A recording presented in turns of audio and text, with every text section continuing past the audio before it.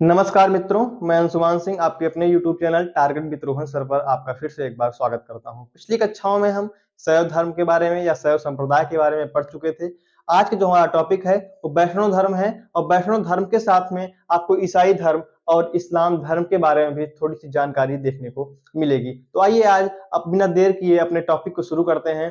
तो आज देखेंगे कि आपका जो टॉपिक है वैष्णव धर्म है, तो वैष्णव धर्म के संस्थापक कौन है? तो वासुदेव कृष्ण, या कभी कभी आपसे प्रवर्तक के रूप में पूछ लिया जाता है, तो आप क्या बताएंगे? वासुदेव कृष्ण वैष्णव धर्म के प्रवर्तक या संस्थापक हैं।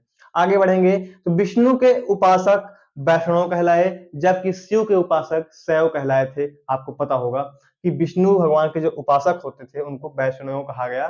ठीक है, आगे देखेंगे तो आप देखेंगे श्री कृष्ण का प्रथम उल्लेख, जो श्री कृष्ण का प्रथम उल्लेख की जब बात आएगी तो छांदोग्य उपनिषद होगा, जबकि जबकि आपके श्री कृष्ण की उपासना का प्रथम उल्लेख की बात आएगी तो अष्टाध्यायी होगी। क्या होगी? अष्टाध्यायी। ठीक है, आगे बढ़ेंगे तो देखेंगे मत्स्य पुराण में विष्णु के 10 अवतारों की चर्चा है। आप देखेंगे कि विष्णु के लगभग 24 अवतारों की भी चर्चा मिलती है कुछ कुछ पुस्तकों में, लेकिन मेनली जो आपका मत्स्य पुराण है वो विष्णु के 10 अवतारों की चर्चा करता है। कभी कभी ये अवतार आपसे एग्जाम में पूछ लेता है, तो आइए देखते हैं कि 10 अवतार विष्णु के कौन कौन से हैं। तो आप देखेंगे मत्स्य अवतार, ठीक है, दूसरा देखेंगे कुर्म अवतार, तीसरा देखेंगे वराह अवतार, चौथा नरसिंह अवतार और पांचवा आप देखेंगे वामन अवतार, छठा आपका परशुराम का अवतार, सातवां राम अवतार। राम अवतार भी आप जानते हैं। आगे कृष्ण अवतार और बुद्ध अवतार और काल की अवतार, कल की अवतार। ठीक है ना? तो ये 10 अवतार हुए जो कि मत्स्य पुराण आपको बताता है कि कृष्ण ने 10 अवतार लिए हैं। ठीक है, तो फिर से एक बार मत्स्य, कुमु, वराह, नरसिंह, वामन, परशुराम, राम, कृष्ण, बुद्ध, काल, कल की अवतार। ठीक है, इतने अवतार हैं। जो कुर्म है ये कहीं ना कहीं आप देखेंगे कि कछुए का अवतार लेते हैं आपके भगवान विष्णु, उसी का नाम है ये। ठीक है, तो इस तरीके से आपके 10 अवतारों की चर्चा मत्स्य पुराण में पहली बार देखने को मिलती है, ऐसा आपके विद्वान मानते हैं। आगे बढ़ेंगे तो आप देखेंगे कि अंकोर वाट मंदिर कंबोडिया में स्थित है। कहां पर? कंबोडिया में, जो कि सूर्यवर्मन सेकंड के द्वारा बनवाया गया, सूर्यवर्मन द्वितीय के द्वारा बनवाया गया अंकोर वाट का मंदिर कंबोडिया में स्थित है, जो कि विश्व का सबसे बड़ा हिंदू मंदिर है। जो कि विश्व का सबसे बड़ा हिंदू मंदिर है। ठीक है, ये देखेंगे यूनेस्को की विश्व धरोहर सूची में 1992 में शामिल किया गया। आपका कहते हैं कि ताजमहल के बाद, ताजमहल को आपके विश्व का 7वां अजूबा बोलते हैं ना, तो आपके 8वें अजूबे के रूप में आपके अंकोर वाट का जो मंदिर है इसे विश्व का 8वां अजूबा मानते हैं। क्या मानते हैं? विश्व का 8वां अजूबा मानते हैं। आगे बढ़ेंगे तो आप आगे देखेंगे कि जो अंकोर वाट मंदिर है, यहाँ पर जो भगवान विष्णु की मूर्ति है वो 10.5 फीट की है। कभी कभी आपसे क्वेश्चन पूछ जाता है कि जो भगवान विष्णु की मूर्ति है वो कितने फीट की है, तो आप क्या बताएंगे? 10.5 फीट की विष्णु की मूर्ति है। कहां पर? अंकोर वाट में। आप एक फैक्ट और ध्यान रखिएगा, जो अंकोर वाट है वैष्णव धर्म का तो स्थल है ही, धार्मिक स्थल, इसके साथ ही साथ ये बौद्ध धर्म का भी एक धार्मिक स्थल है। ठीक है, आगे बढ़ते हैं तो आपने क्या क्या जाना? अंकोर वाट मंदिर कहां पे स्थित? कंबोडिया। किसने बनवाया? सूर्यवर्मन द्वितीय ने। कब बनवाया? तो 12वीं शताब्दी में।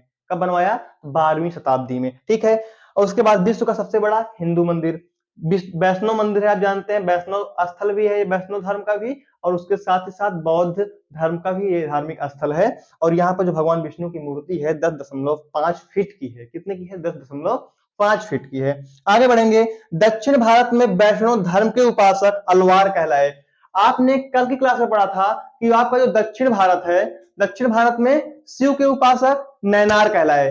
कैसे आप याद रखेंगे? ये क्वेश्चन हमेशा आपसे पूछा जाता है, नैनार अलवार। देखिए नैनार यानी कि जो भगवान शिव थे उनके तृतीय नयन था, 3 आंखें थी, तो उनको नैनार कह दीजिए आप। तो उनके जो उपासक को नैनार कह दीजिए, आप भूलेंगे नहीं। भगवान शिव की तीसरी जो आंखें आई थी, तीसरी आंखें जो थी, उसी के हिसाब से आप याद रखिएगा कि वो शैव के अनुयायी नैनार, नयन। ठीक है, और आपके जो वैष्णव के दक्षिण भारत के अनुयायी हैं उनको क्या बोला गया? अलवार बोला गया। देखिए लिखा हुआ है आपका कि दक्षिण भारत में वैष्णव धर्म के उपासक अलवार कहलाए, जबकि शिव के उपासक नयनार कहलाए।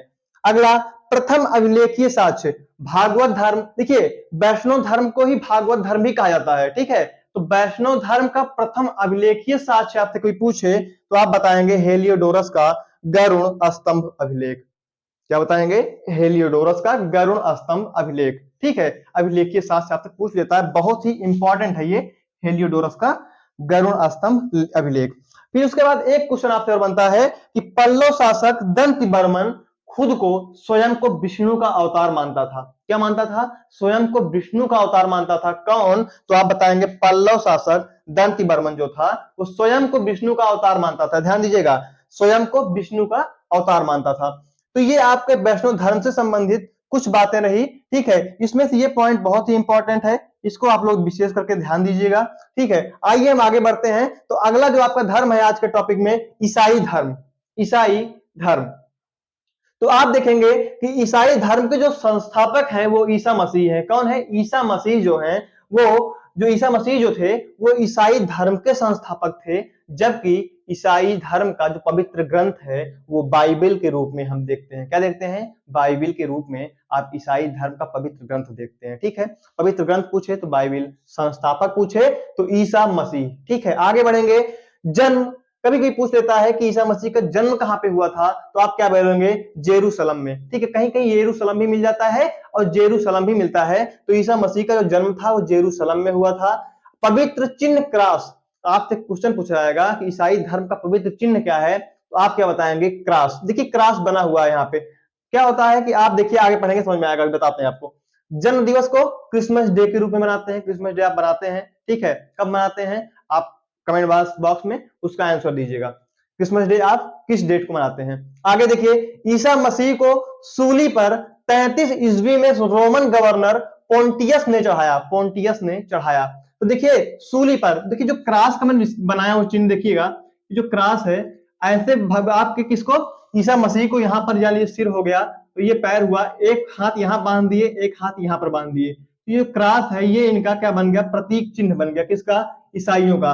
तो इसी सूली पर कौन, आपसे पूछा जाएगा तो आप बोलेंगे रोमन गवर्नर पोंटियस ने 33 ईस्वी में इसी सूली पे चढ़ा दिया था। उसके बाद आप देखेंगे कि आपकी ईसा मसीह की डेथ हो जाती है।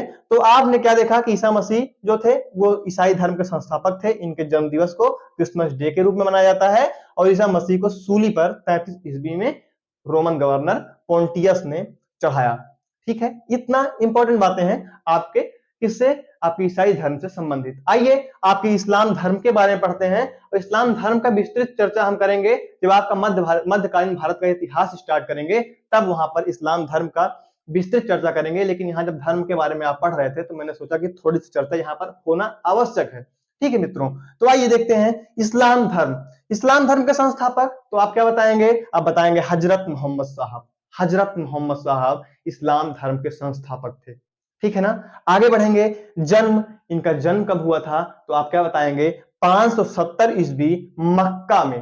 570 ईस्वी में मक्का में इनका जन्म हुआ था, जो कि सऊदी अरब में स्थित है। कहां पे? सऊदी अरब में स्थित है। आप लोग इससे वाकिफ होंगे। तो जन्म 570 ईस्वी मक्का, सऊदी अरब। आगे बढ़ेंगे।